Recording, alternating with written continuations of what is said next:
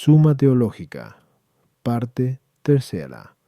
Cuestión 46. Sobre la pasión de Cristo. Empezamos ahora a tratar de lo que toca a la salida de Cristo de este mundo. Y primero, sobre su pasión. Segundo, sobre su muerte. Kienidun 50. Tercero, sobre su sepultura. Ki 51. Cuarto, sobre su bajada a los infiernos. Ki 22. Sobre la pasión nos salen al paso tres cuestiones. Primera, sobre la misma pasión. Segunda, sobre la causa eficiente de la pasión. Q 47. Tercera, sobre los frutos de la pasión. Q 48. Sobre la primera se plantean 12 preguntas. ¿Fue necesario que Cristo padeciese por la liberación de los hombres? ¿Hubo otro modo posible de liberar a la humanidad? ¿Este modo fue el más conveniente? ¿Fue conveniente que padeciese en la cruz? Sobre la universalidad de su pasión, ¿el dolor que soportó en la pasión fue el máximo? ¿Padeció su alma entera? ¿Impidió su pasión el gozo de la fruición? Sobre el tiempo de la pasión, sobre el lugar, ¿fue conveniente que fuera crucificado con los ladrones? La pasión del propio Cristo ha de atribuirse a la divinidad. Artículo 1. ¿Fue necesario que Cristo padeciese por la liberación del género humano? Lat. Objeciones por las que parece que no fue necesario que Cristo padeciese por la liberación del género humano. 1. Solo Dios podía liberar al género humano, de acuerdo con aquellas palabras de Is 45:21. ¿No soy yo el Señor y fuera de mí no hay otro Dios? Dios justo y salvador no lo hay fuera de mí.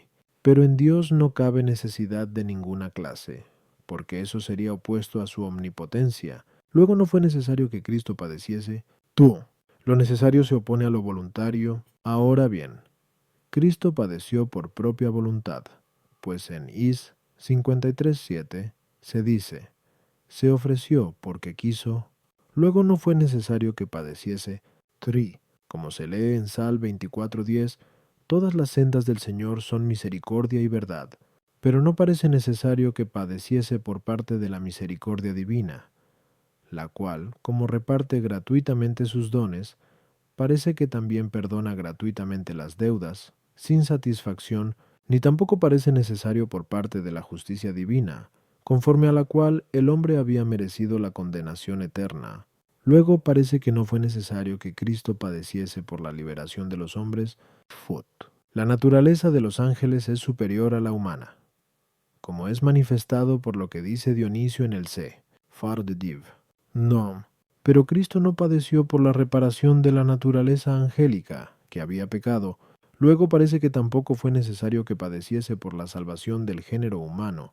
Contra esto, está lo que se dice en JN 3:14-15. A la manera que Moisés levantó la serpiente en el desierto, así es necesario que sea levantado el Hijo del Hombre, para que todo el que cree en él no perezca, sino que tenga la vida eterna, lo cual se entiende de la exaltación en la cruz. Luego parece que fue preciso que Cristo padeciese. Respondo, como enseña el filósofo en Unque Metaphys, o algo se llama necesario de muchas maneras. Primero, lo que, según su propia naturaleza, no puede comportarse de otro modo, y, en este sentido, es evidente que no fue necesario que Cristo padeciese, ni por parte de Dios, ni por parte de los hombres. Segundo, se llama necesario a aquello que lo es por una causa exterior, la cual, si es una causa eficiente o motriz, crea una necesidad de coacción, por ejemplo la de uno que no puede caminar porque otro le detiene violentamente. Si esa causa exterior que impone la necesidad es el fin, se dice que algo es necesario por imperativo del fin, cuando vie, giar, un fin no puede lograrse de ningún modo, o no puede conseguirse de un modo conveniente, a no ser que se cumpla tal fin. En consecuencia, no fue necesario que Cristo padeciese con necesidad de coacción, ni por parte de Dios, que decretó que Cristo padeciese, ni por parte del propio Cristo, que padeció voluntariamente. Sin embargo, fue necesario por razón del fin. Este puede entenderse de tres maneras. Primera, por parte de nosotros, que fuimos liberados por su pasión, según el pasaje de JN 3:14.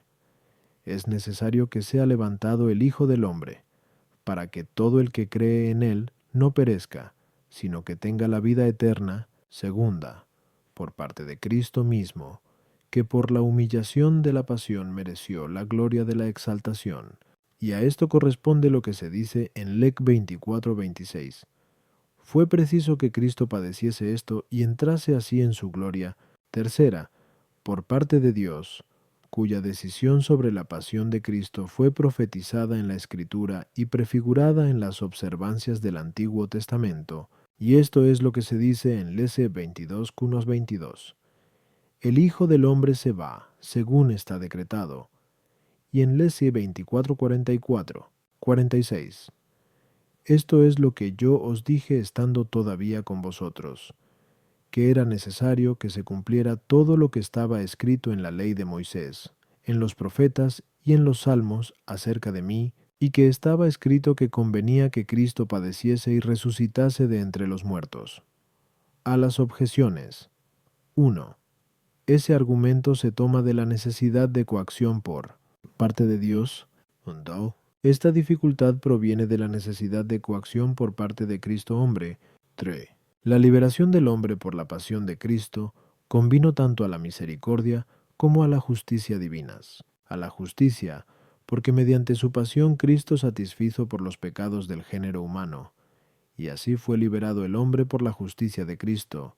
A la misericordia, porque no pudiendo el hombre satisfacer de suyo por el pecado de toda la raza humana, como antes queda probado, que 2:2, Dios le dio a su Hijo como satisfactor, conforme al pasaje de Rom 3:24-25. Todos han sido justificados gratuitamente por su gracia, mediante la redención realizada en Cristo Jesús, a quien Dios ha puesto como instrumento de propiciación por la fe en Él, y esto fue una obra de misericordia mayor que si hubiese perdonado los pecados sin satisfacción, de donde en Ef 2:4-5 se dice: Dios, que es rico en misericordia, por el excesivo amor con que nos amó, estando nosotros muertos por los pecados, nos vivificó con Cristo.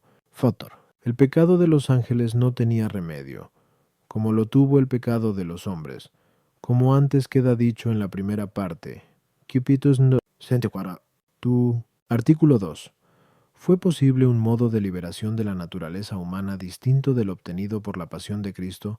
Las objeciones, por las que parece que no fue posible un modo distinto de liberar la naturaleza humana que el realizado mediante la pasión de Cristo. 1. Dijo el Señor en JN 12:24-25. Si el grano de trigo no cae en la tierra y muere, quedará solo, pero si muere, dará mucho fruto. A propósito de lo cual comenta Agustín, se llamaba grano a sí mismo. Por consiguiente, de no haber padecido la muerte, no hubiera dado el fruto de la liberación de otro modo.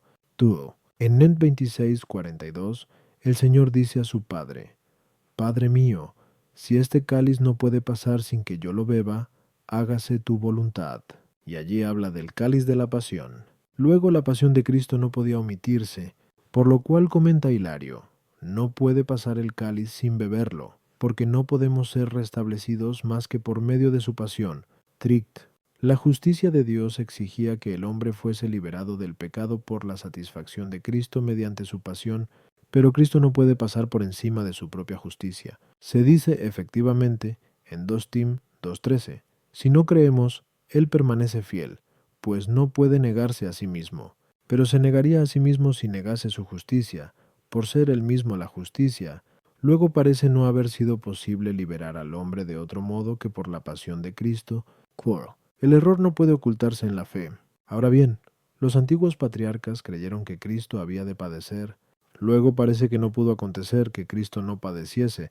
Contra esto está lo que dice Agustín en 13 de Trin.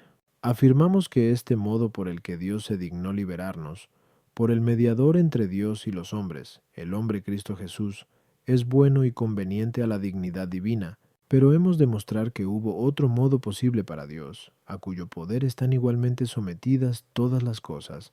Respondo: Se puede decir que una cosa es posible o imposible de dos modos. Uno, llana y absolutamente. Otro, hipotéticamente. Hablando, pues, llanamente y en absoluto, a Dios le fue posible liberar al hombre por un modo distinto del que supone la pasión de Cristo, porque para Dios no hay nada imposible, como se dice en Leque 1:37. Pero planteado el problema en una hipótesis concreta, fue imposible porque es imposible que la presencia de Dios se engañe y que su voluntad o determinación sea anulada. Supuestas, pues, la presciencia y la preordinación divina sobre la pasión de Cristo, no era posible a la vez que Cristo no padeciese y que el hombre fuese liberado de otro modo que por medio de su pasión, y la misma razón vale para todo lo que de antemano es conocido y ordenado por Dios, como queda expuesto en la primera parte, into apato no conosopaos, quaste a 13q, 22a, puotoq, 23a. 6. A las objeciones 1. En el pasaje mencionado, habla el Señor en el supuesto de la presciencia y de la preordinación divinas, según las cuales estaba dispuesto que el fruto de la salvación de los nombres no se seguiría más que padeciendo Cristo. Ta. En el mismo sentido, debe entenderse lo dicho en la segunda objeción. Si no es posible que pase este cáliz sin que tenga que beberla, esto es, porque tú así lo has dispuesto. Por lo cual añade, hágase tu voluntad. 3. También esta justicia depende de la voluntad divina, que exige del género humano la satisfacción por el pecado. Por lo demás, si hubiera querido liberar al hombre del pecado sin satisfacción, no hubiera procedido en contra de la justicia. No puede perdonar la culpa o la pena, respetando la justicia, aquel juez que está obligado a castigar la culpa cometida contra otro, sea contra otro nombre, sea contra la comunidad entera o contra un gobernante superior. Pero Dios no tiene superior alguno, sino que Él mismo es el bien supremo y común de todo el universo. Y por eso, si perdona un pecado que tiene razón de culpa porque se comete contra Él, a nadie hace injuria, como el hombre que perdona una ofensa contra Él, sin que medie la satisfacción obra misericordiosamente, y no injustamente. Y por este motivo David, cuando pedía misericordia, decía en Sal 56, contra ti solo pequé, como si dijera, puedes perdonarme sin injusticia. Tao. La fe de los hombres, y también las sagradas escrituras que la fundamentan, se apoyan en la presciencia y en la determinación divinas, y de ahí que la misma razón vale para la necesidad de lo supuesto por las cosas de fe, y para la necesidad que proviene de la presciencia y la voluntad divinas. Artículo 3. ¿Hubo otro medio más oportuno para liberar al hombre que la pasión de Cristo? Lat. Objeciones por las que parece que hubiera habido otro modo más conveniente para la liberación de los hombres que la pasión de Cristo. Juan. La naturaleza imita en sus operaciones las obras de Dios, como que está movida y regulada por el propio Dios. Ahora bien, la naturaleza no hace de dos modos lo que puede hacer de uno solo. Por consiguiente, pudiendo Dios liberar al hombre solo con su propia voluntad, no parece haber sido conveniente que añadiese la pasión de Cristo para la liberación del género humano. Las cosas que se hacen de manera natural se realizan mejor que las que se hacen violentamente, porque lo violento es un cierto corte o caída de lo que es conforme a la naturaleza, como se dice en el libro de Caelo, pero la pasión de Cristo llevó consigo la muerte violenta. Luego hubiera sido más conveniente que Cristo liberase al hombre muriendo de muerte natural que padeciendo. Parece sumamente conveniente que aquel que detenta algo violenta e injustamente sea despojado por el poder de uno superior, por lo cual también se dice en Is 52,3, de balde fuisteis vendidos, y sin plata seréis rescatados. Pero el diablo no tenía derecho alguno sobre el hombre, a quien con fraude había engañado, y a quien retenía esclavo mediante cierta violencia. Luego parece que hubiera sido convenientísimo que Cristo hubiera despojado al diablo solo con su propio poder, sin su pasión. Contra esto está lo que dice Agustín en Tresete de Trin. ¿No hubo modo más conveniente de sanar nuestra miseria que la pasión de Cristo? Respondo. Un medio es tanto más conveniente para conseguir un fin, cuanto más ventajas concurren en él para lograr tal fin. Ahora bien, en la liberación del hombre por la pasión de Cristo, concurren muchas circunstancias que pertenecen a la salvación del hombre, fuera de la liberación del pecado. Primero, por este medio conoce el hombre lo mucho que Dios le ama, y con esto es invitado a amarle a Él, en lo cual consiste la perfección de la salvación humana, por lo que dice el apóstol en Rom 5, 8, 9. Dios prueba su amor para con nosotros en que siendo todavía pecadores, Cristo murió por nosotros. Segundo, porque con esto nos dio ejemplo de obediencia, humildad, constancia, justicia y demás virtudes manifestadas en la pasión, necesarias para la salvación de los hombres, de donde se dice en 1 P. 2:21. Cristo padeció por nosotros, dejándonos ejemplo para que sigamos sus pasos. Tercero, porque Cristo con su pasión no solo liberó al hombre del pecado, sino que también mereció para él la gracia de la justificación y la gloria de la bienaventuranza, como luego se dirá. 48, 1, 49. 1 y 5.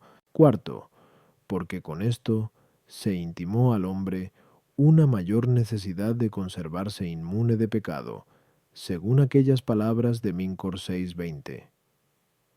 Habéis sido comprados a gran precio, glorificad y llevad a Dios en vuestro cuerpo. Quinto, porque esto resulta de mayor dignidad, de modo que, como el hombre fue vencido y engañado por el diablo, así fuese también el hombre el que derrotase al diablo, y así como el hombre mereció la muerte, así el hombre, muriendo, venciese la muerte, como se lee en 1 Cor 15:57. Gracias a Dios que nos ha dado la victoria por medio de Jesucristo, y, en consecuencia, fue más conveniente ser liberados por la pasión de Cristo que serlo solamente por la voluntad de Dios. A las objeciones 1. También la naturaleza, para lograr mejor alguna cosa, emplea para ello varios medios. Por ejemplo, 2 ojos para ver. Y así resulta evidente en las demás cosas. Como escribe el Crisóstomo, Cristo no vino para consumir su propia muerte, que no tenía, siendo Él la vida, sino la muerte de los hombres, de donde no dejó su cuerpo por su propia muerte, sino que sufrió la muerte que le infligieron los hombres. Pero incluso si su cuerpo hubiera enfermado y hubiera muerto en presencia de todos, se hubiera seguido el inconveniente de que tuviera sujeto el propio cuerpo a las enfermedades el que había curado las enfermedades de los demás. Pero también, en caso de que, sin enfermedad alguna, hubiera muerto en un lugar apartado, y luego se manifestase, no sería creído cuando hablase de su resurrección. ¿Cómo se haría evidente la victoria de Cristo sobre la muerte, sino padeciéndola delante de todos, a fin de probar, mediante la incorrupción de su cuerpo, que la había destruido? 3. Aunque el diablo había atacado injustamente al hombre, sin embargo el hombre había sido justamente abandonado por Dios bajo la esclavitud del diablo. Por esto fue conveniente que el hombre fuese liberado de la esclavitud del diablo por medio de la justicia, satisfaciendo Cristo por él mediante su pasión. Esto fue conveniente también para vencer la soberbia del diablo, el cual es desertor de la justicia y amante del poder, a fin de que Cristo venciese al diablo y liberase al hombre no sólo con el poder de su divinidad, sino también por medio de la justicia y de la humildad de su pasión, como escribe Agustín en 3S de Trin, artículo 4. ¿Debió Cristo padecer en la cruz? Lat. Objeciones por las que parece que Cristo no debió padecer en la cruz. Juan.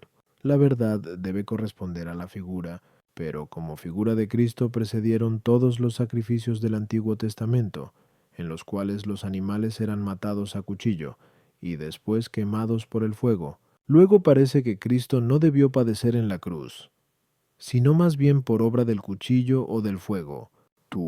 Dice el Damasceno que Cristo no debió asumir los sufrimientos infamantes. Ahora bien, la muerte de cruz parece la más infamante e ignominiosa de todas, por lo que se dice en Sab 2:20. Condenémosle a muerte afrentosísima. Luego parece que Cristo no debió padecer la muerte de cruz. De Cristo se dice, Bendito el que viene en nombre del Señor, como se ve en Mt 21:9.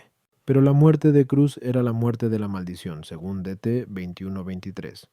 Es maldito de Dios el colgado de un madero. Luego parece no haber sido conveniente que Cristo fuese crucificado. Contra esto está lo que se dice en FLP 2:8. Se hizo obediente hasta la muerte. Y muerte de cruz. Respondo. Fue convenientísimo que Cristo padeciese la muerte de cruz, primero, para ejemplo de virtud. Dice a este propósito Agustín en el libro Octoginta Trium Quaest: la sabiduría de Dios tomó la naturaleza humana para ejemplo de cómo viviríamos rectamente, y pertenece a la vida recta el no temer lo que no debe ser temido. Pero hay hombres que, si bien no temen la muerte, tienen horror al género de muerte. Por consiguiente, para que ningún género de muerte hubiera de ser temido por el hombre que vive rectamente, hubo de mostrárseles el género de muerte en cruz de aquel hombre, pues nada había entre todos los géneros de muerte más execrable y más temible que aquel. Segundo, porque este género de muerte era el más conveniente para satisfacer por el pecado del primer hombre, que consistió en tomar el fruto del árbol prohibido, en contra del mandato de Dios, y por eso fue conveniente que Cristo, a fin de satisfacer por aquel pecado, tolerase ser clavado en un madero, como si restituyese lo que Adán había robado, según aquellas palabras de Sal 68:5. Pagaba entonces lo que nunca había robado, por lo cual dice Agustín en un sermón de Pasione: Adán despreció el precepto, tomando del árbol, pero lo que Adán perdió, lo encontró Cristo en la cruz. Tercero, como dice el Crisóstomo, en un sermón de Pasione, padeció en un alto madero, y no bajo techado, para que hasta la condición del aire fuera purificada, pero también la tierra experimentaba semejante beneficio, al ser purificada por la destilación de la sangre que corría del costado. Y sobre las palabras de JN 3:14. Es preciso que el Hijo del Hombre sea levantado, comenta: cuando oigas lo de ser levantado, entiende la suspensión en alto, a fin de que santificase el aire quien había santificado la tierra caminando por ella.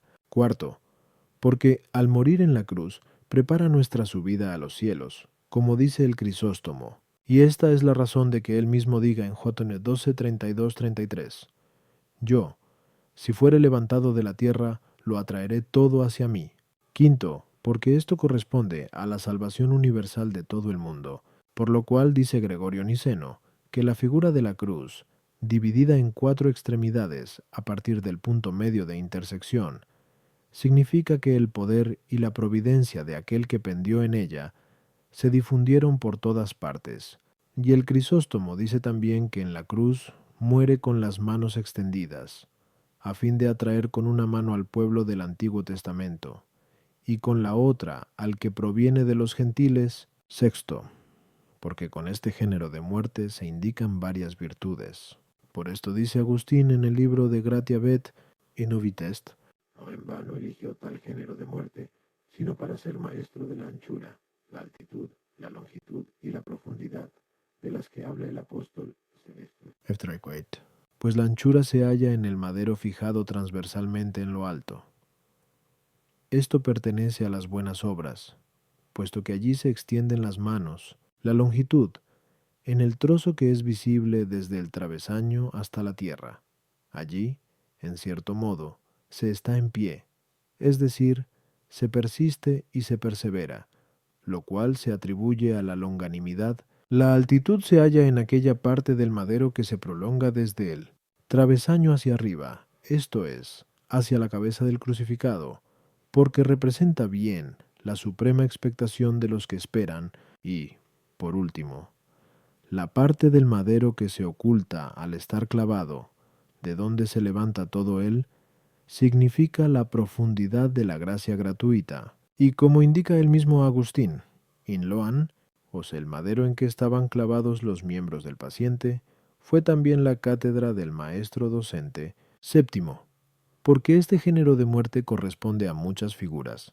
Como dice también Agustín en un sermón de Pasione, un arca de madera libró al género humano del diluvio de las aguas, cf. Gen 6:8. Cuando el pueblo de Dios huyó de Egipto, Moisés dividió el mar con un cayado, derrotó al faraón y rescató al pueblo de Dios. CF, Ex 14:16-31.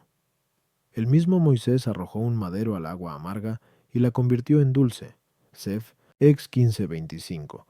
Con el cayado de madera hizo brotar de la roca espiritual agua saludable. CF, Ex 17:5-6.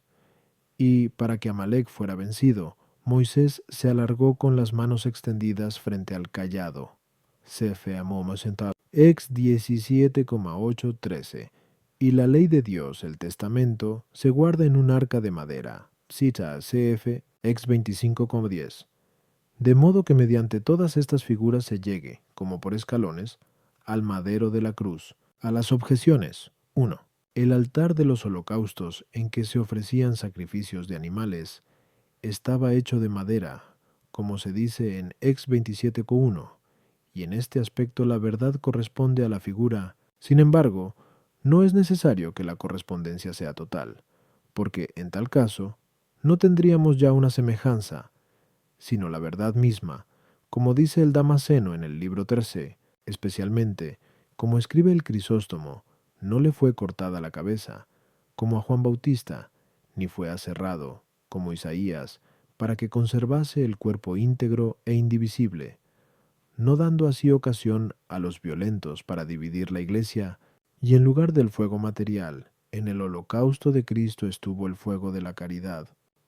Cristo rehusó tomar los sufrimientos degradantes que implican defecto de ciencia, de gracia o también de virtud, pero no rehuyó los padecimientos que van unidos a la injuria inferida desde el exterior.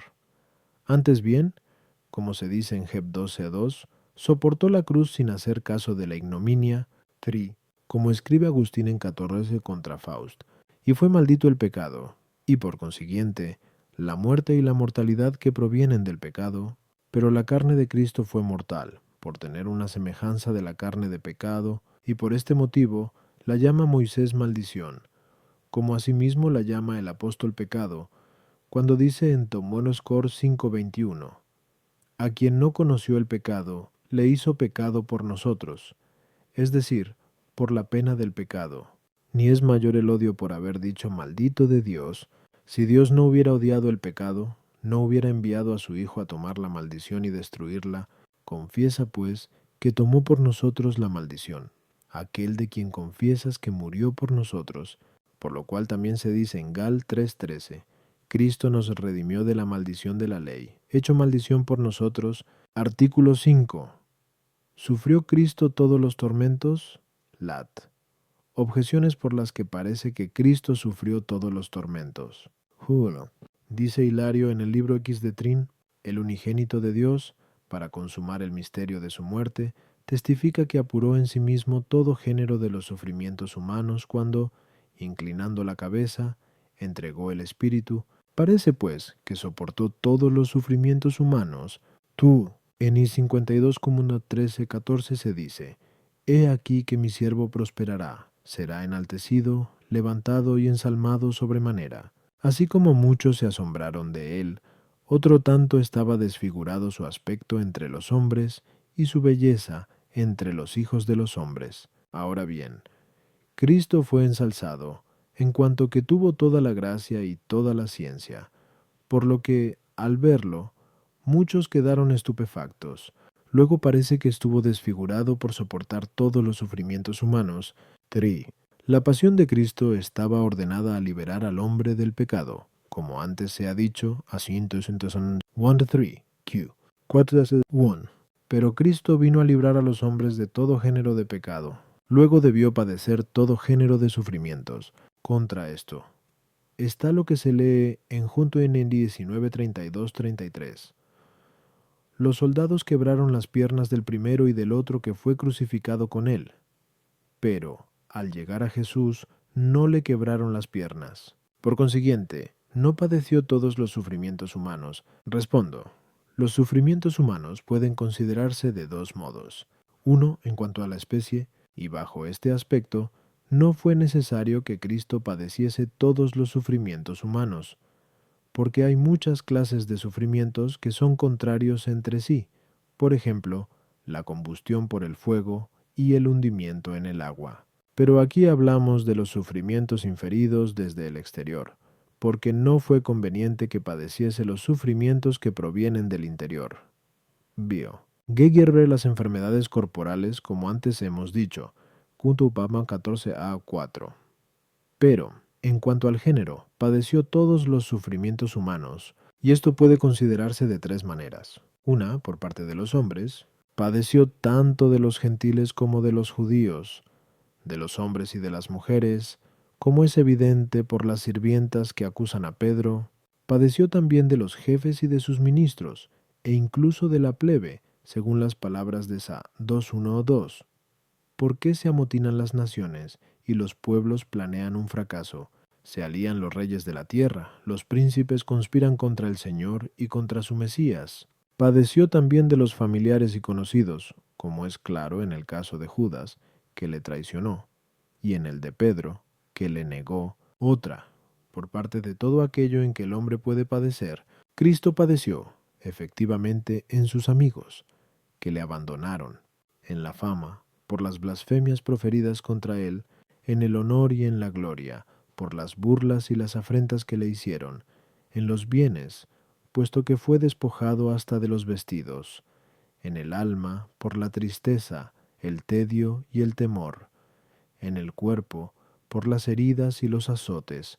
La tercera, por lo que atañe a los miembros del cuerpo, Cristo padeció en la cabeza la corona de punzantes espinas, en las manos y pies, el taladro de los clavos, en la cara, las bofetadas y salivazos, y en todo el cuerpo, los azotes. Padeció también en todos los sentidos del cuerpo, en el tacto, por haber sido flagelado y atravesado con clavos, en el gusto, porque le dieron a beber hiel y vinagre, en el olfato, porque fue colgado en el patíbulo en un lugar maloliente, llamado lugar de la calavera, a causa de los cadáveres allí existentes, en el oído, al ser herido por las voces de los blasfemos y burlones, en la vista, al ver llorar a su madre y al discípulo amado. A las objeciones. 1. El texto de Hilario debe entenderse en cuanto a todos los géneros de padecimientos, pero no en cuanto a todas las especies de los mismos. Toa. En el texto citado, la semejanza se considera no en cuanto al número de los sufrimientos y de las gracias, sino en cuanto a la magnitud de los mismos, porque, así como fue sublimado por encima de los demás, en cuanto a los dones de la gracia, así fue arrojado debajo de los otros por la ignominia de la pasión. 3. En lo que se refiere a la suficiencia, el más mínimo padecimiento de Cristo fue suficiente para redimir al género humano de todos los pecados, pero, en lo que atañe a la conveniencia, fue suficiente con que padeciese todos los géneros de sufrimientos, como acabamos de decir en la solución. Artículo 6. ¿El dolor de la pasión de Cristo fue el mayor de todos los dolores? Lat. Objeciones por las que parece que el dolor de la pasión de Cristo no fue el mayor de todos los dolores. 1. El dolor del paciente crece de acuerdo con la gravedad y la larga duración del sufrimiento. Ahora bien, algunos mártires sufrieron tormentos más prolongados y más graves que Cristo, como es evidente en el caso de Lorenzo, que fue asado en una parrilla, y en el de Vicente, cuyas carnes fueron desgarradas con garfios de hierro. Luego parece que el dolor de Cristo paciente no fue el supremo. La virtud de la mente mitiga el dolor, hasta el extremo de que los estoicos defendieron que la tristeza no cabía en el ánimo del sabio, y Aristóteles dijo que la virtud moral establece el justo medio en los padecimientos, pero en Cristo la virtud de la mente fue perfectísima. Luego parece que el dolor en Cristo fue mínimo. Cuanto un paciente es más sensible, tanto mayor es el dolor del sufrimiento, pero el alma es más sensible que el cuerpo, puesto que el cuerpo siente en virtud del alma, y Adán, en el estado de inocencia, parece haber tenido un cuerpo más sensible que Cristo, porque éste tomó el cuerpo humano con los defectos naturales. Luego parece que el dolor del alma que padece en el purgatorio o en el infierno, o incluso el dolor de Adán, en el caso de que hubiera padecido, hubiese sido mayor que el dolor de la pasión de Cristo. 4. La pérdida de un bien mayor causa un mayor dolor, pero el pecador, cuando peca, pierde un bien mayor que Cristo cuando padeció, porque la vida de la gracia es mejor que la vida natural, y Cristo, que perdió la vida habiendo de resucitar al tercer día, parece haber perdido algo menos que los que pierden la vida para permanecer en la muerte. Luego parece que el dolor de Cristo no fue el supremo, y la inocencia del paciente aminora el dolor del sufrimiento, pero Cristo padeció sin culpa, según aquellas palabras de Gier 11:19. Estaba yo como manso cordero que es llevado como víctima para el sacrificio. Luego parece que el dolor de Cristo no fue el máximo. 6. En lo que pertenece a Cristo, no hubo nada superfluo, pero el mínimo dolor de Cristo hubiera bastado para el fin de la salvación de los hombres, porque, en virtud de la persona divina, hubiese tenido un poder infinito, luego el tomar el máximo dolor hubiera resultado superfluo. Contra esto está lo que se lee en Lam 1:2 de la persona de Cristo. Mirad y ved si hay dolor como mi dolor. Respondo, como antes se ha expuesto 15a 5 y 6, al hablar de los defectos que Cristo asumió, cuando padeció, se dio en él el verdadero dolor. Lo mismo sensible, causado por algo perjudicial corpóreo que interior, proveniente de la aprehensión de algo nocivo, y que se llama tristeza. Ambos dolores fueron en Cristo los mayores entre los dolores de la vida presente, y esto sucedió por 4 motivos. Primero, por las propias causas del dolor, pues la causa del dolor sensible fue la lesión corporal. Esta llegó a la acervidad, tanto por la universalidad del sufrimiento, de la que ya se ha hablado, a 5, cuanto por el género del sufrimiento, porque la muerte de los crucificados es acervísima, ya que son clavados en puntos saturados de nervios y sumamente sensibles, esto es, en las manos y en los pies, y el mismo peso de su cuerpo colgado aumenta continuamente el dolor. Y junto con esto está la larga duración del dolor, porque no mueren inmediatamente, como sucede con los que son muertos a espada. Causa del dolor interior fue, en primer lugar, el cúmulo de todos los pecados del género humano, por los que satisfacía padeciendo, por lo cual se los atribuye a sí mismo, diciendo con Sal 21:2. Las palabras de mis delitos. En segundo lugar, de manera especial, la ruina de los judíos y de otros que delinquieron ante su muerte, y principalmente de sus discípulos, que fueron víctimas del escándalo en la pasión de Cristo. Finalmente, también la pérdida de la vida corporal, que es naturalmente horrible para la naturaleza humana. Segundo, por la capacidad de la percepción del paciente, porque Cristo estaba óptimamente complexionado en cuanto al cuerpo, ya que éste fue formado milagrosamente por obra del Espíritu Santo, así como las demás cosas hechas milagrosamente son más perfectas que las otras, como comenta el Crisóstomo a propósito del vino en que Cristo convirtió el agua en las bodas. Por esto en él fue exquisito el sentido del tacto, de cuya percepción se sigue el dolor. También su alma, conforme a sus facultades interiores, percibió eficacísimamente todas las causas de tristeza. Tercero, por la pureza del dolor, porque en los demás pacientes se mitiga la tristeza interior, e incluso el dolor exterior, con alguna consideración de la mente, en virtud de cierta derivación o redundancia de las fuerzas superiores en las inferiores. Esto no aconteció en la pasión de Cristo, porque permitió a cada una de sus potencias realizar lo que le es propio, como dice el Damasceno. Cuarto, porque Cristo tomó aquella pasión y aquellos sufrimientos voluntariamente, con el fin de liberar del pecado a los hombres, y, por ese motivo, asumió tanta cantidad de dolor, cuanta fuese proporcionada a la grandeza del fruto, que de ahí iba a seguirse. Por consiguiente, de la consideración de todas estas causas juntas, resulta evidente que el dolor de Cristo fue el máximo. A las objeciones. 1. La objeción procede de una sola de las causas del dolor, a saber, de la lesión corporal, que es la causa del dolor sensible. Pero por las otras causas, el dolor de Cristo en la pasión se aumenta mucho más, como acabamos de decir, en la solución.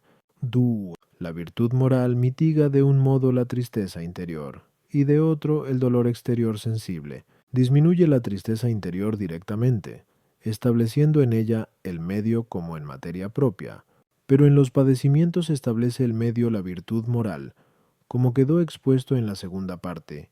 1 Potodosk 64 Tua Duadu Q Sunechua 10. No según la cantidad real, sino conforme a la cantidad proporcional, es a saber, de modo que el sufrimiento no exceda la norma de la razón. Y como los estoicos pensaban que no existía tristeza alguna, útil, por eso opinaban que estaba en total desacuerdo con la razón, y, en consecuencia, que el sabio estaba obligado a evitarla enteramente. Pero la verdad es que hay una tristeza laudable, como demuestra Agustín en 14 de Siv, Dei. Esto es, cuando procede de un amor santo, por ejemplo cuando uno se entristece por los pecados propios o por los ajenos, también se toma como útil cuando se orienta a satisfacer por el pecado, conforme a las palabras de 2 Cor 7:10. La tristeza que es según Dios produce la penitencia para una salvación firme y, por este motivo, Cristo, con el fin de satisfacer por los pecados de todos los hombres, asumió la máxima tristeza en cantidad absoluta, aunque sin exceder la norma de la razón. En cambio, la virtud moral no mitiga directamente el dolor exterior, porque tal dolor no obedece a la razón, sino que es una consecuencia de la naturaleza del cuerpo. Sin embargo, lo mitiga indirectamente, por la redundancia de las facultades superiores sobre las inferiores. Esto no sucedió en Cristo, como queda dicho, en la Sol. Corna LQ 45 2. 3. El dolor del alma separada que padece pertenece al estado de la condenación futura, el cual supera a todo mal de esta vida, lo mismo que la gloria de los santos excede todo bien de la vida presente. Por lo que, cuando dijimos que el dolor de Cristo es el máximo, no lo comparamos con el dolor del alma separada, y el cuerpo de Adán no podía padecer, a no ser que pecase y de ese modo se hiciese mortal y pasible, y cuando sufriese, padecería un dolor menor que el del cuerpo de Cristo, por las razones antedichas, en la Sol.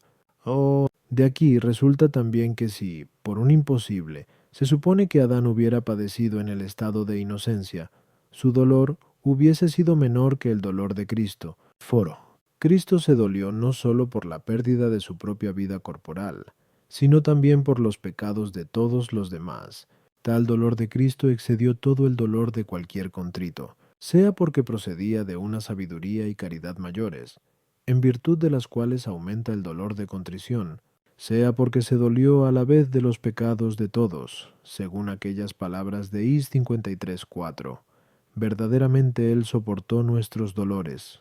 Además, la vida corporal de Cristo tuvo tal dignidad, y especialmente a causa de la divinidad a la que estaba unida, que de su pérdida por una sola hora sería preciso dolerse más que por la pérdida de cualquier hombre en cualquier tiempo, por grande que fuera. Por eso dice el filósofo en Tercer Étic que el virtuoso ama tanto más su vida cuanto sabe que es mejor, y sin embargo la expone por el bien de la virtud, y del mismo modo Cristo expuso su vida, sumamente amada, por el bien de la caridad, conforme al pasaje de Ger 12:7. Entregué mi alma querida en manos de sus enemigos. Pinta. La inocencia del paciente aminora el dolor del sufrimiento en cuanto al número, puesto que, mientras el malo que sufre se duele no sólo por la pena, sino también por la culpa, el inocente se duele solamente por la pena. Sin embargo, tal dolor se aumenta en él por causa de la inocencia, en cuanto que capta el daño inferido como más injusto, de donde también los otros son más reprensibles si no le compadecen, según aquellas palabras de Is 57:1. Perece el justo, y no hay quien reflexione sobre ello en su corazón. 6. Cristo quiso liberar al género humano de sus pecados, no sólo con el poder, sino además con la justicia, y por eso no tiene en cuenta sólo el poder que lograba su dolor por razón de la divinidad a que estaba unido, sino también atiende a que su dolor sea suficiente, según su naturaleza humana, para una satisfacción tan grande. Artículo 7. padeció Cristo en toda su alma. Lat. Objeciones por las que parece que Cristo no padeció en toda su alma. 1. Cuando padece el cuerpo, padece indirectamente, per accidens, el alma, en cuanto que es acto del cuerpo. Ahora bien, el alma no es acto del cuerpo según cada una de sus partes, porque el entendimiento no es acto de ningún cuerpo, como se dice en tercero de ánima. Luego parece que Cristo no padeció en toda su alma. Cada potencia del alma padece de su propio objeto, pero el objeto de la parte superior de la razón son las razones eternas, en cuya contemplación y consideración se ocupa, como dice Agustín en 2 Besalosíe de Trin. Ahora bien, Cristo no pudo padecer daño alguno de tales razones eternas, porque en nada le son contrarias. Luego parece que no padeció en toda su alma.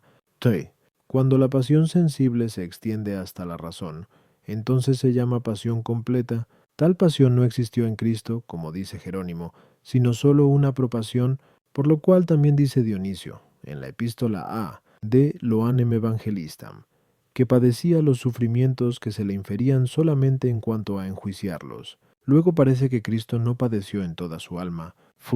El sufrimiento produce dolor, pero este no existe en el entendimiento especulativo, porque al deleite que procede de la contemplación no hay tristeza que se le oponga, como dice el filósofo en I-Topic.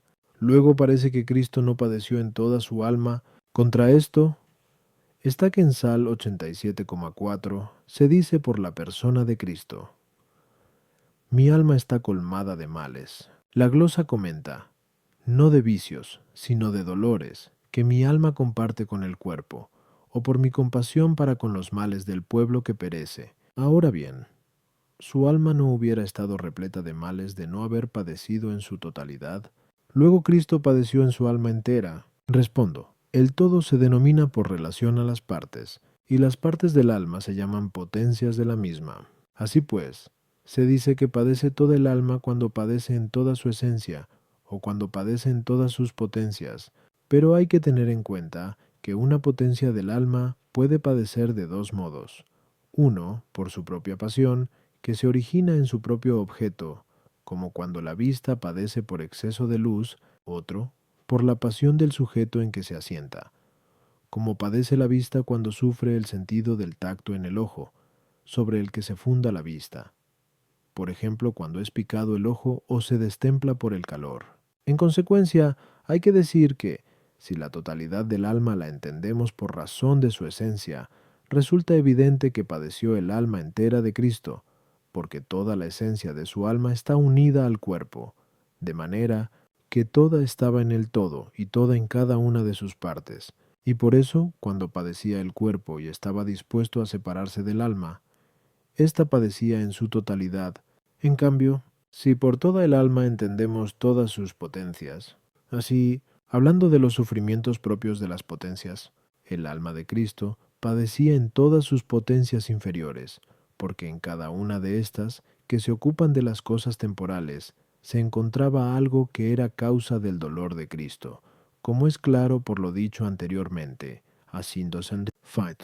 Pero, en este aspecto, no padecía en Cristo la razón superior por parte de su objeto, que es Dios, que no puede ser para el alma de Cristo causa de dolor, sino de delectación y de gozo. Pero según el otro modo de padecimiento, por el cual se dice que una potencia padece por parte de su propio sujeto, así padecían todas las potencias del alma de Cristo, pues todas esas potencias se asientan en la esencia de la misma alma de Cristo, a la que llega el sufrimiento cuando el cuerpo padece, porque aquella es el acto de éste. A las objeciones 1, aunque el entendimiento, considerado como una potencia, no sea el acto del cuerpo, sin embargo, la esencia del alma sí que lo es, y en ella se asienta la potencia intelectiva, como ya se ha expuesto en la primera parte. Esa objeción se toma de la pasión considerada por parte del propio objeto.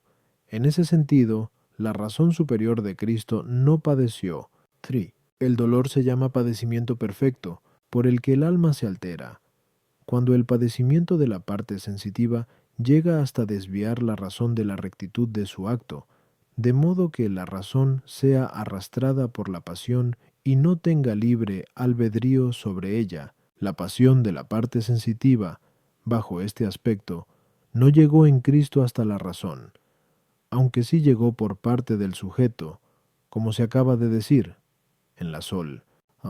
For. El entendimiento especulativo no puede experimentar el dolor o la tristeza por parte de su objeto, que es la verdad absolutamente considerada, lo que constituye su propia perfección. Sin embargo, puede afectarle el dolor, o la causa del dolor, en la forma que queda dicho, en la Sol. Artículo 8. El alma de Cristo, en el momento de su pasión, disfrutaba toda ella del gozo beatífico. Lat. Objeciones por las que parece que el alma de Cristo, en el momento de su pasión, no disfrutaba toda ella del gozo beatífico. Es imposible sentir dolor y gozar a la vez, porque el dolor y el gozo son contrarios. Ahora bien, el alma de Cristo entera sufría el dolor al tiempo de la pasión, como antes se ha expuesto. Anino 7. Por consiguiente, resulta imposible que gozase. Dice el filósofo, en Seven Ethic, que la tristeza, si es intensa, no sólo impide el deleite contrario, sino cualquier deleite, y al revés. Pero el dolor de la pasión de Cristo fue el máximo, como queda expuesto a 1906, y de manera semejante, el deleite de la fruición es también el máximo, como se explicó en la primera de la segunda parte, 1, 2 y 34, 3. Luego no pudo acontecer que toda el alma de Cristo padeciese y gozase a la vez. 3. El gozo bienaventurado es efecto del conocimiento y el amor divinos, como es evidente por lo que dice Agustín en Plepori de Doctor Christ. Pero no todas las potencias del alma llegan a conocer y amar a Dios. Luego no toda el alma de Cristo gozaba. Contra esto está que el Damasceno, en el libro 3, dice que la divinidad de Cristo permitió a la carne obrar y padecer lo que le es propio, luego por la misma razón, siendo propio del alma de Cristo, en cuanto bienaventurada el gozar, su pasión no impedía ese gozo. Respondo, como antes se ha expuesto. 7. La totalidad del alma puede entenderse sea en cuanto a la esencia, sea en cuanto a todas sus potencias. Si se entiende conforme a la esencia, gozaba toda el alma, en cuanto es sujeto de la parte superior del alma, a la que pertenece el gozo de la divinidad, de manera que, así como la pasión se atribuye a la parte superior del alma por razón de la esencia, así también, por el contrario, la fruición se atribuye a la esencia por la parte superior del alma. En cambio, si entendemos la totalidad del alma por razón de todas sus potencias, no gozaba toda el alma, ni directamente, porque la fruición no puede ser acto de cualquier parte del alma, ni por redundancia, porque, mientras Cristo fue viador, no se producía la redundancia de la gloria de la parte superior en la inferior, ni del alma en el cuerpo. Pero como, por el contrario, tampoco la parte superior del alma era impedida por la inferior respecto de lo que le es propio, se sigue que la parte superior del alma de Cristo seguía gozando cuando éste padecía. A las objeciones, 1. El gozo de la fruición no es directamente contrario al dolor de la pasión, porque no se refieren a lo mismo, y nada impide que dos cosas contrarias, bajo distinta razón, se hallen en el mismo sujeto. Y, de esta suerte, el gozo de la fruición puede darse en la parte superior del alma como acto propio, y el dolor de la pasión, por razón del sujeto, pero el dolor de la pasión pertenece a la esencia del alma por parte del cuerpo, del que es forma, mientras que el gozo de la fruición le afecta por parte de la potencia de la que es sujeto. La sentencia citada del filósofo es verdadera cuando se da la redundancia de una potencia del alma en otra, pero esto no aconteció en Cristo como antes se ha dicho, en la Sol. Sub 6. Esa objeción proviene de considerar la totalidad del alma cuanto a sus potencias. Artículo 9. ¿Padeció Cristo en el tiempo oportuno? Lat. Objeciones por las que parece que Cristo no padeció en el tiempo oportuno. 1. La inmolación del Cordero Pascual fue figura de la pasión de Cristo, por lo cual dice el apóstol en 1 Cor 5:7, nuestra Pascua, Cristo, ha sido inmolada, pero el Cordero Pascual era inmolado el día 14 al atardecer, como se lee en Ex 12:6. Luego parece que Cristo debió padecer entonces. Eso no es cierto, porque entonces celebró la Pascua con sus discípulos, según Mac 12:14. El primer día de los ázimos, cuando se inmolaba la Pascua, y al día siguiente padeció. C. Fes. Mt 27:1. 2. La pasión de Cristo es llamada su exaltación, según el pasaje de J.N. 3:14. Es preciso que el Hijo del Hombre sea exaltado. Por otro lado, Cristo es denominado Sol de Justicia, como es evidente en Mal 4:2. Luego parece que debió padecer a las 12 del día, cuando el sol se halla en su cenit. Parece que aconteció lo contrario, puesto que en Mac 15:25 se dice, eran las 9 de la mañana, y le crucificaron. 3. Así como el sol se halla, cada día, en su punto más alto a la hora sexta, así también logra su punto más alto, cada año, en el solsticio de verano. Por consiguiente, Cristo debió padecer más bien en torno al solsticio de verano que en torno al equinoccio de primavera. Por la presencia de Cristo en el mundo lo llenaba de luz, según aquellas palabras de J.N. 9:5. Mientras estoy en el mundo, soy luz del mundo. Por consiguiente, hubiera sido conveniente para la salvación de los hombres que viviera más tiempo en el mundo, de modo que no padeciese en la juventud, sino más bien al tiempo de la vejez. Contra esto está lo que se lee en J.N. 13:1. Sabiendo Jesús que había llegado su hora de pasar de este mundo al Padre, y en J.N. 2:4 dice, todavía no ha llegado mi hora. A propósito de esto, comenta Agustín, cuando hizo tanto cuanto pensó que era necesario, llegó su hora, no la de la necesidad, sino la de la voluntad, no la del condicionamiento, sino la del poder. Luego padeció en el tiempo oportuno. Respondo, como antes se ha declarado, 1. La pasión de Cristo estaba sometida a su voluntad, y su voluntad se gobernaba por la sabiduría divina, que lo dispone todo convenientemente y con suavidad, como se dice en Sab 8:1, y por este motivo es preciso sostener que la pasión de Cristo tuvo lugar en el tiempo oportuno, por lo que también en el libro Quaest, Nov, Iveta Test, se dice, el Señor realizó todas sus obras en los lugares y en los tiempos apropiados a las objeciones. 1. Algunos sostienen que Cristo padeció en la luna decimocuarta, cuando los judíos inmolaban la Pascua. Por eso se dice en Junto 18:28 que los judíos no entraron en el pretorio de Pilato el mismo día de la pasión para no contaminarse y poder comer la Pascua, a propósito de lo cual comenta el Crisóstomo que los judíos celebraban entonces la Pascua, mientras que él la celebró el día anterior, reservando su muerte para la feria sexta, cuando se celebraba la vieja Pascua. Con esto parece concordar lo que se dice en Gien 13:15.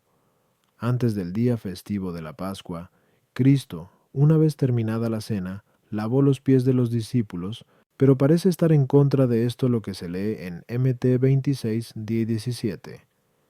El primer día de los ázimos, se acercaron los discípulos a Jesús, preguntándole, ¿dónde quieres que te preparemos para comer la Pascua? De lo que resulta evidente que, llamándose primer día de los ázimos, el 14 del primer mes, cuando se inmolaba el cordero y es luna llena, como dice Jerónimo, Cristo celebró la cena en la luna decimocuarta y padeció en la decimoquinta, y esto se manifiesta con más fuerza por lo que se dice en Mac 14:12.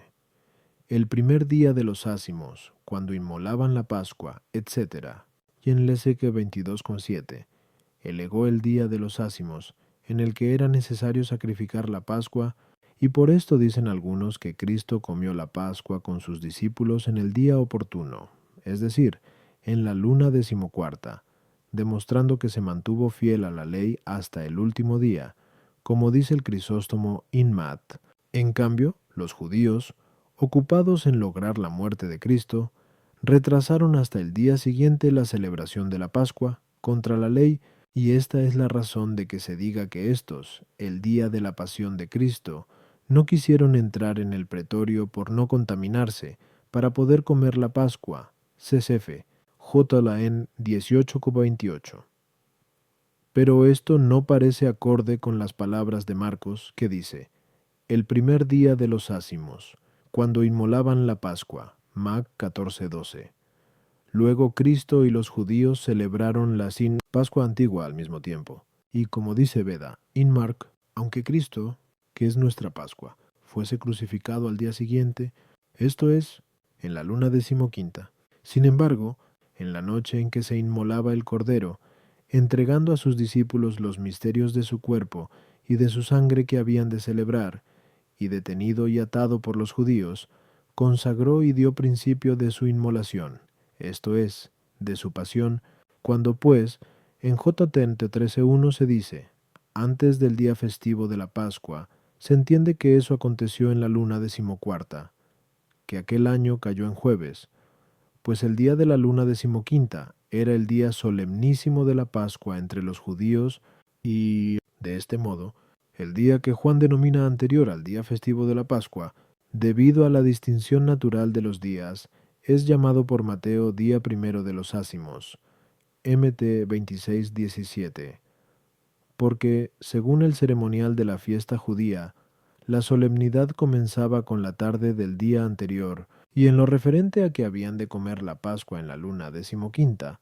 ha de entenderse que allí no se llama Pascua al Cordero Pascual, que había sido inmolado en la luna decimocuarta, sino a la comida pascual, es decir, a los panes ácimos que debían ser comidos en estado de pureza. Por esto el Crisóstomo ofrece allí otra exposición. Por Pascua puede entenderse toda la fiesta de los judíos, que duraba 7 días, no, como escribe Agustín en el libro de Consensu Evang. Una era casi la hora de sexta cuando el Señor fue entregado por Pilato para ser crucificado, como dice Juan, Horcontasetum 19:14. No era, pues, la hora sexta en punto, sino casi la hora de sexta. Es decir, había pasado la hora quinta y estaba comenzado algo de la hora sexta, hasta que, completada esta última, colgado Cristo en la cruz, se produjeron las tinieblas. Se entiende, pues, que era la hora de tercia, cuando los judíos pidieron a gritos que el Señor fuese crucificado, y se demuestra con plenísima verdad que crucificaron a Cristo cuando lo pidieron a gritos. Luego, para que a nadie se le ocurra apartar de los judíos un crimen tan horrendo y achacarlo a los soldados, dice que era la hora de tercia y lo crucificaron, Mac 15:25, para hacer ver que especialmente le crucificaron quienes, a la hora de tercia, pidieron a gritos que fuese crucificado, aunque no faltan quienes quieran entender la parasebe citada por Juan, cuando dice, era el día de la parasebe como a la hora sexta, Quindiromo 19:14, de la hora de tercia del día, porque parasebe quiere decir preparación, y en verdad, la Pascua, que se celebra el día de la pasión del Señor, comenzó a prepararse desde la hora nona de la noche, cuando todos los príncipes de los sacerdotes dijeron, Mate 26:66 CFF, Mec 14:64, reo es de muerte. Por consiguiente, desde aquella hora de la noche hasta la crucifixión de Cristo, va la hora sexta de la parasebe, según Juan, y además la hora tercia del día, según Marcos. Sin embargo, algunos dicen que esta diversidad en las horas proviene de un descuido del copista griego, porque en la lengua griega las figuras de los números 3 y 6 son muy parecidas, 3, como se escribe en el libro de Quaest, Nov, Evet, Test. Si el Señor quiso redimir y reformar al mundo con su pasión cuando lo había creado, esto es, en el equinoccio, y entonces crece el día sobre la noche, porque, mediante la pasión del Salvador, somos llevados de las tinieblas a la luz, y como la iluminación perfecta tendrá lugar en la segunda venida de Cristo, por eso el tiempo de esta segunda venida se compara, en MT 24:32-33, con el estío, cuando se dice, cuando sus ramas están tiernas y han brotado las hojas, conocéis que el estío se acerca, así también vosotros, Cuando veáis todo esto, entended que está próximo, a las puertas, y entonces tendrá lugar también la suprema exaltación de Cristo. Cristo quiso padecer en la edad juvenil por 3 razones. Primera, para hacer más estimable su amor, puesto que entregaba su vida por nosotros cuando se hallaba en la flor de la misma. Segunda, para que no se dejase ver en él decaimiento de la naturaleza, como tampoco enfermedad, según se ha dicho antes. Quitos antise, quata for. Tercera, para que, muriendo y resucitando en edad juvenil, demostrase de antemano en sí mismo la condición futura de los resucitados, por lo cual se dice en F 4:13, hasta que lleguemos todos a la unidad de la fe y del conocimiento del Hijo de Dios, al varón perfecto, a la medida de la edad de la plenitud de Cristo. Artículo 10. ¿Padeció Cristo en el lugar apropiado? Lat. Objeciones por las que parece que Cristo no padeció en el lugar apropiado. 1. Cristo padeció en su naturaleza humana, que fue concebida por la Virgen en Nazaret y que nació en Belén. Luego parece que no debió padecer en Jerusalén, sino en Nazaret o en Belén. 2. La verdad debe corresponder a la figura, pero la pasión de Cristo estaba figurada por los sacrificios de la ley antigua, y tales sacrificios se ofrecían en el templo. Luego también Cristo debió padecer en el templo, y no fuera de las puertas de la ciudad. 3. La medicina debe responder a la enfermedad. Ahora bien, la pasión de Cristo fue medicina contra el pecado de Adán, pero éste no fue sepultado en Jerusalén, sino en Hebrón, pues en Jos 14:15 se dice, el nombre primitivo de Hebrón fue Kiriat Arbe. Adán, el mayor de todos, fue enterrado allí, en tierra de los anaquitas. Luego parece que Cristo debió padecer en Hebrón y no en Jerusalén. Contra esto está lo que se lee en Leskun 13:33. No es posible que un profeta perezca fuera de Jerusalén. Por consiguiente, padeció oportunamente en Jerusalén. Respondo, como se escribe en el libro Octoginta Trium Quaest, el Salvador lo realizó todo en los lugares y en los tiempos apropiados, porque, así como todas las cosas están en sus manos, así también lo están todos los lugares. Y por consiguiente, lo mismo que Cristo padeció en el tiempo debido, igualmente padeció en el lugar oportuno. A las objeciones 1. Cristo padeció convenientísimamente en Jerusalén. Primero, porque Jerusalén era el lugar elegido por Dios para que allí le fueran ofrecidos los sacrificios. Tales sacrificios figuraban la pasión de Cristo, que es el verdadero sacrificio, según aquellas palabras de F 5:2. Se entregó a sí mismo como hostia y oblación de suave olor, por lo cual dice Beda, en una homilía, que acercándose la hora de la pasión, quiso el Señor acercarse al lugar de la pasión, es decir, a Jerusalén, a donde llegó 5 días antes de la Pascua, como el Cordero Pascual, 5 días antes de la Pascua. Esto es, en la 10ª luna, era llevado al lugar de la inmolación, conforme al precepto de la ley, sep extuals. Segundo, porque la eficacia de su pasión debía extenderse por todo el mundo. Quiso padecer en medio de la tierra habitable, es decir, en Jerusalén. Por esto se dice en Sal 73:12. Dios, nuestro Rey antes de los siglos realizó la salvación en medio de la tierra, es decir, en Jerusalén, de la que se asegura ser el ombligo de la tierra. Tercero, porque esto convenía en grado sumo a su humildad, es a saber, para que, como eligió el más infame género de muerte, así también correspondió a su humildad el no rehuir padecer la ignominia en un lugar tan célebre, por lo que el Papa León, en un sermón de Epifanía, dice, el que había tomado la forma de siervo, prefirió Belén para su nacimiento, Jerusalén para su pasión. Cuarto, para hacer ver que la iniquidad de los que le mataron tuvo su origen en los príncipes del pueblo, y por eso quiso padecer en Jerusalén, donde ellos vivían, de donde en Act 4:27 se face. Juntáronse en esta dudad contra tu santo siervo Jesús, a quien ungiste, Herodes y Poncio Pilato, con los gentiles y el pueblo de Israel, tú. Cristo no padeció en el templo o en la ciudad, sino fuera de sus puertas, por 3 motivos.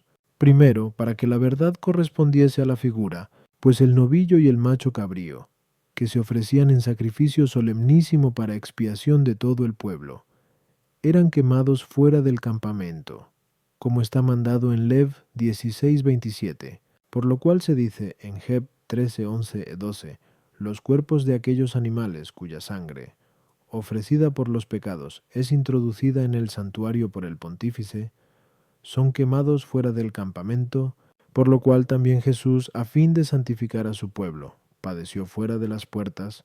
Segundo, para darnos así ejemplo sobre el modo de salir de la vida mundana. Por eso, en el mismo pasaje se añade: salgamos pues al fuera del campamento, cargando con su oprobio. Vito. Deriz. Tercero, porque, como dice Crisóstomo en un sermón de pasión, el Señor no quiso padecer bajo techado, ni en el templo judaico, para que los judíos no sustrajesen furtivamente el sacrificio de la salvación, y para que no pensases que sólo se había ofrecido por aquel pueblo, y por eso padeció fuera de la ciudad, fuera de las murallas, para que comprendas que el sacrificio es común, que es la oblación de la tierra entera, que la purificación es común. Como escribe Jerónimo Inmat, ni alguno explicó el lugar del Calvario, porque allí fue sepultado Adán, y en consecuencia, que fue llamado así porque allí fue enterrada la cabeza del primer hombre. Esta interpretación es bien acogida y halaga los oídos del pueblo, pero no es cierta. Fuera de la dudad y fuera de las puertas, hay lugares en que son decapitados los condenados, y por eso se han llamado calvarios, esto es, lugar de los decapitados. Por eso fue crucificado allí Jesús, a fin de que los estandartes del martirio fuesen erigidos allí donde antes estaba el lugar de los condenados. En el libro de Josué, hijo de Nun, se lee que Adán fue sepultado junto a Hebrón, y Jesús debía ser crucificado en el lugar común de los condenados, más bien que junto al sepulcro de Adán, con el fin de hacer ver que la cruz de Cristo era el remedio no sólo contra el pecado personal de Adán, sino contra los pecados del mundo entero. Artículo 11. ¿Fue conveniente que Cristo fuera crucificado con los ladrones? Lat. Objeciones por las que parece no haber sido conveniente que Cristo fuera crucificado con los ladrones. 1. En Dogunocor 6,14 se dice: ¿qué relación hay entre la justicia y la iniquidad? Pero Cristo ha venido a ser para nosotros justicia de parte de Dios. Sed que es, un cor 1:30. En cambio, la iniquidad es propia de los ladrones. Luego no fue conveniente que Cristo fuera crucificado con los ladrones. Dua. Sobre el pasaje de Mt 26:35. Aunque tuviera que morir contigo, no te negaré, comenta Orígenes. Morir con Jesús, que moría por todos, no era propio de hombres. Y Ambrosio, a propósito del S 22:33, dispuesto estoy a ir contigo a la cárcel y a la muerte, dice: la pasión del Señor tiene imitadores, pero no tiene iguales. Luego, mucho menos conveniente parece que Cristo padeciese con los ladrones. En Mt 27:44 se narra que los ladrones que estaban crucificados con él le injuriaban. En cambio, en Lese 23:42 se dice que uno de los que estaban crucificados con Cristo le decía: Señor, acuérdate de mí cuando llegues a tu reino. Luego da la impresión de que, además de los ladrones que le injuriaban, había otro crucificado con el que no le insultaba. Y así parece que los evangelistas no han narrado oportunamente el que Cristo fuera crucificado con los ladrones. Contra esto está que en Is 53:12 se había profetizado: y fue contado con los malvados. Respondo: Cristo fue crucificado entre ladrones, por una razón en lo que atañe a la intención de los judíos, y por otra en lo que se refiere a la disposición divina. En lo que atañe a la intención de los judíos, crucificaron dos ladrones a una y otra parte, como dice el Crisóstomo, para hacerle partícipe de la infamia de aquellos, pero no sucedió así, pues nadie habla de aquellos, mientras que la cruz de Cristo es honrada en todas partes. Los reyes, quitándose la corona, toman la cruz. Esta resplandece en las púrpuras, en las diademas, en las armas, en los altares, en toda la tierra, Por lo que se refiere a la disposición divina, Cristo fue crucificado con los ladrones porque, como dice Jerónimo in Mat, así como Cristo se hizo maldición por nosotros, así, por la salvación de todos, es crucificado entre delincuentes como un delincuente más. Segundo, como dice el Papa León en un sermón de pasión, son crucificados dos ladrones, uno a la derecha y otro a la izquierda, para que en la misma figura del patíbulo se mostrase la distinción que Él hará cuando juzgue a todos los hombres. Y Agustín comenta en Lon, si te fijas, la misma cruz fue un tribunal, colocado el juez en el centro, uno, el que creyó, fue absuelto, otro, el que injurió, fue condenado. Desde entonces daba a conocer lo que ha de hacer con los vivos y con los muertos, habiendo de colocar a unos a la derecha y a otros a la izquierda. Tercero, según Hilario, los dos ladrones son fijados a la izquierda y a la derecha, para mostrar que toda la diversidad del género humano es convocada al misterio de la pasión del Señor, más porque mediante la diversidad de fieles e infieles se establece la división de todos según la derecha y según la izquierda. Uno de los dos, el situado a la derecha, se salva por la justificación de la fe. Cuarto, porque, como dice Bedeinman, con los ladrones que fueron crucificados con el Señor, significan a los que, en la fe y en la confesión de Cristo, sufren la lucha del martirio o las reglas de una disciplina más severa. Los que afrontan esto por la gloria eterna están designados por la fe del ladrón de la derecha. Los que lo asumen con la mirada puesta en la alabanza humana, imitan la intención y la conducta del ladrón de la izquierda. A las objeciones 1, como Cristo no tuvo la deuda de la muerte, pero la sufrió voluntariamente para vencerla con su poder, así tampoco mereció ser colocado entre ladrones, pero quiso ser contado entre los inicuos para destruir la iniquidad con su virtud. Por eso dice el Crisóstomo in Loan, que convertir a un ladrón crucificado y llevarlo al paraíso no fue menor obra que quebrantar las rocas. Tú, ¿no era conveniente que ningún otro padeciese con Cristo por la misma causa? Por eso añade Orígenes en el mismo lugar. Todos habían estado en pecado, y todos tenían necesidad de que muriese otro por ellos, no ellos por otros. 3. Como escribe Agustín en el libro de Consensu Evang, podemos pensar que Mateo puso el número plural en vez del singular cuando dijo, los ladrones le insultaban. O cabe decir, según Jerónimo, que al principio le insultaban los dos, y que luego, al ver los milagros, uno de ellos creyó. Artículo 12. ¿Debe atribuirse a la divinidad la pasión de Cristo? Lat. Objeciones por las que parece que la pasión de Cristo debe atribuirse a la divinidad. Juan, en Prina Cordos co 8 se lee, si le hubieran conocido, nunca hubieran crucificado al Señor de la gloria, pero Cristo es Señor de la gloria por razón de su divinidad. Luego la pasión de Cristo le compete por razón de la divinidad. Tú. El principio de la salvación humana es la misma divinidad, según aquellas palabras de Sal 36-39. La salvación de los justos proviene del Señor. Por consiguiente, si la pasión de Cristo no pertenece a su divinidad, parece que no hubiera podido ser fructuosa para nosotros. 3. Los judíos fueron castigados por el pecado de la muerte de Cristo como homicidas del propio Dios. Esto lo demuestra la grandeza del castigo, pero esto no acontecería si la pasión de Cristo no perteneciese a la divinidad. Luego la pasión de Cristo se extendió a la divinidad. Contra esto está lo que dice Atanasio en la epístola Ad Epictetum. Permaneciendo Dios por naturaleza, el verbo es impasible, pero lo impasible no puede padecer. Luego, la pasión de Cristo no pertenecía a la divinidad. Respondo, como antes se ha afirmado, Q, Duar 1, 2, 3 y 6. La unión de la naturaleza humana con la divina se realizó en la persona, y en la hipóstasis, y en el supuesto, permaneciendo firme.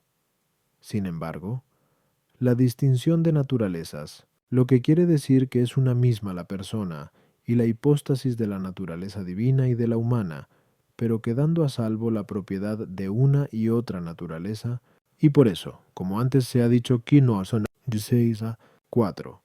La pasión ha de atribuirse al supuesto de la naturaleza divina, no en razón de esta naturaleza, que es impasible, sino en razón de la naturaleza humana. Por lo cual, en la epístola sinodal de Cirilo se dice: si alguno no confiesa que el Verbo de Dios padeció en la carne y fue crucificado en la carne, sea anatema. Por consiguiente, la pasión de Cristo pertenece al supuesto de la naturaleza divina por razón de la naturaleza pasible asumida, no por razón de la naturaleza divina impasible. A las objeciones. 1. Se afirma que el Señor de la gloria fue crucificado, no en cuanto es Señor de la gloria, sino en cuanto que era hombre pasible. 2. Como se expone en un sermón del concilio de Éfeso, la muerte de Cristo, que se convirtió en muerte de Dios, es manifiesto que, debido a la unión en la persona, destruyó la muerte, porque quien padecía era Dios y hombre. La naturaleza de Dios no recibió daño, ni experimentó los sufrimientos mediante algún cambio propio. 3. Como se añade en el mismo lugar, los judíos no crucificaron a un puro hombre, sino que dirigieron su orgullo contra Dios. Supón que un príncipe habla mediante su palabra, y que tal palabra es puesta por escrito en un pergamino y enviada a las ciudades, y que alguien, faltando a la obediencia, rasga dicho pergamino, sería condenado a pena de muerte no por rasgar el pergamino, sino por destruir un edicto imperial. Por consiguiente, no se crea seguro el judío como si crucificase a un puro hombre. Lo que él veía era como un pergamino, pero lo que en él estaba oculto era el verbo imperial, nacido de la naturaleza, no proferido por la lengua.